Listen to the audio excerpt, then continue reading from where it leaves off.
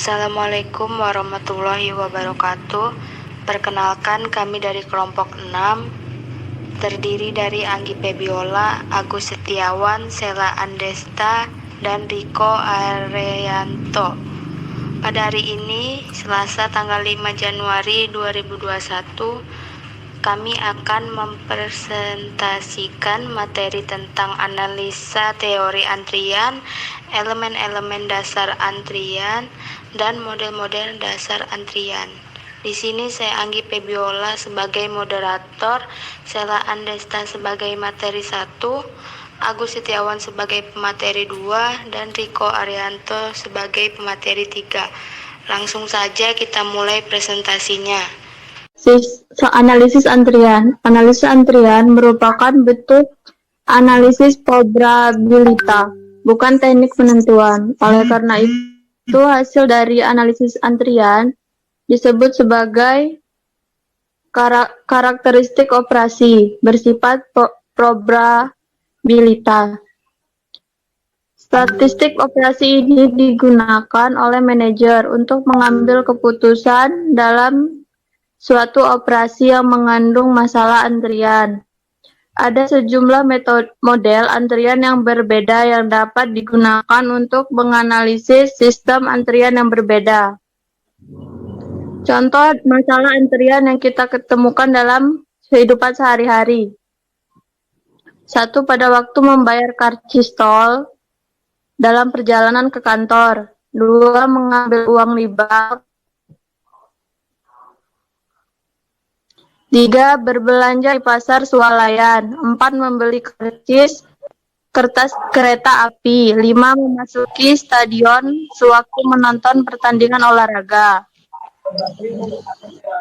Kemudian ada elemen-elemen antrian. 1. Elemen sistem antrian merupakan komponen yang merupakan bagian atau anggota dari sistem antrian, yaitu pelanggan. Pelanggan adalah orang atau barang yang menunggu untuk dilayani. Kemudian ada pelayan. Pelayan adalah orang atau sesuatu yang memberikan pelayanan. Kemudian ada antrian. Antrian merupakan kumpulan pelanggan yang menunggu untuk dilayani. Elemen-elemen apa lagi nanti?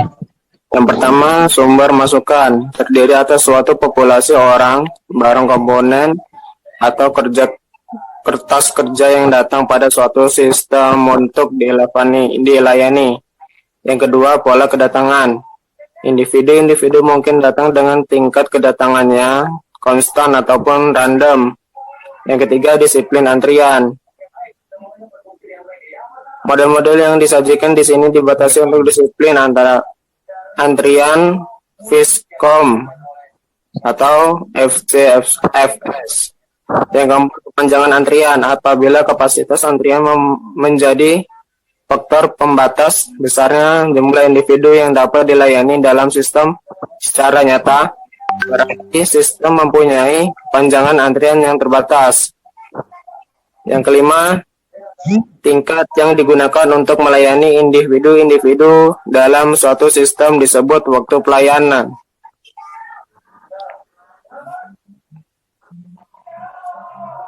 Slide selanjutnya.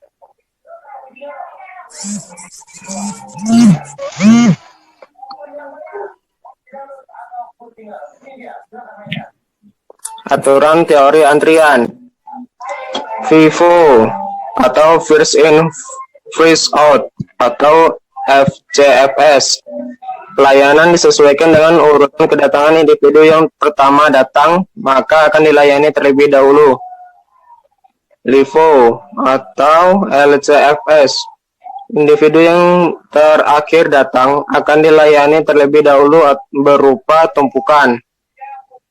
Zero, service in random order. Layanan dilakukan secara random atau acak. Contoh, pelayanan di toko yang tidak punya jalur antrian.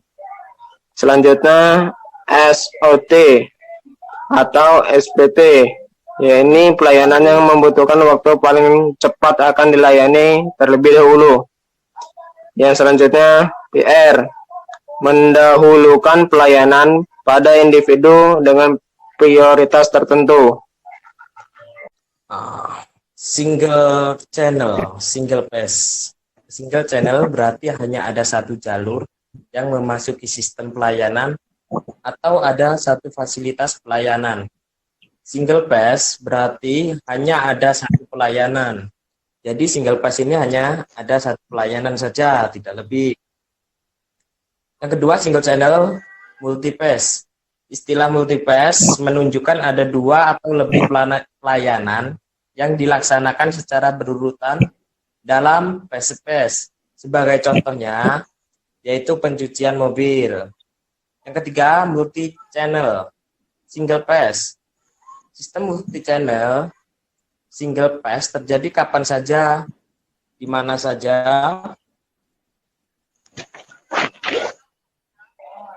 di mana ada dua atau lebih fasilitas pelayanan antrian tunggal. Sebagai contoh, model ini adalah antrian pada teller sebuah bank.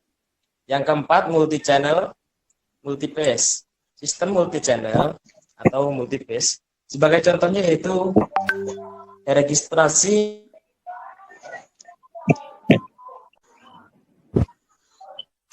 contoh para mahasiswa di universitas, pelayanan kepada pasien di rumah sakit, mulai dari pendaftaran, diagnosa, penyembuhan sampai pembayaran. Setiap sistem ini mempunyai beberapa fasilitas pelayanan pada setiap tahapnya. Model-model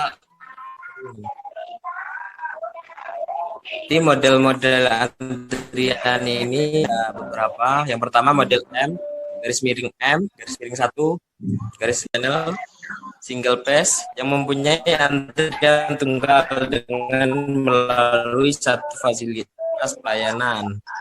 Hilang.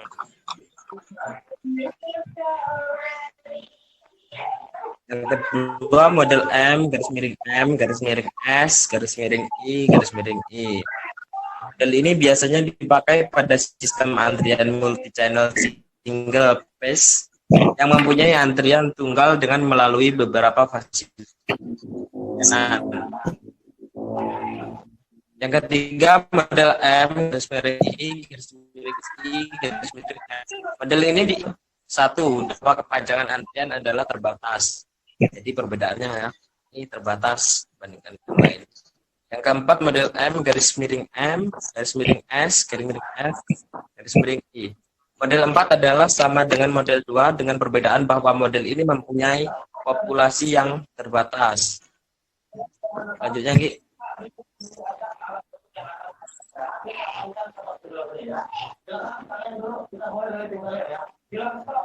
Menentukan yang mana dari sistem antrian berikut ini yang merupakan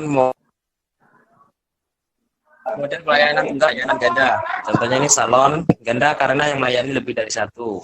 Bank ganda karena yang melayani lebih dari satu. Kantor konsultan tunggal karena yang melayani hanya satu. Praktek dokter tunggal karena yang melayani hanya satu. Itu contoh hanya beberapa saja.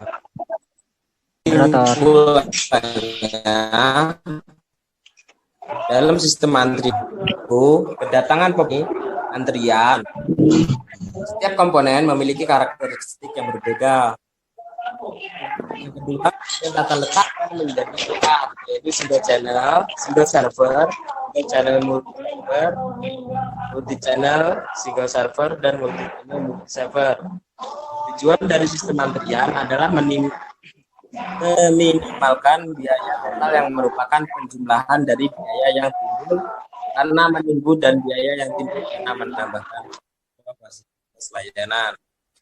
Baik, saya kembalikan kepada moderator, Anggi. Demikian presentasi yang dapat kami sampaikan. Jika ada kekurangan atau kesalahan, kami mohon maaf dan kami ucapkan terima kasih kepada kalian teman-teman yang telah berpartisipasi dalam presentasi kami hari ini.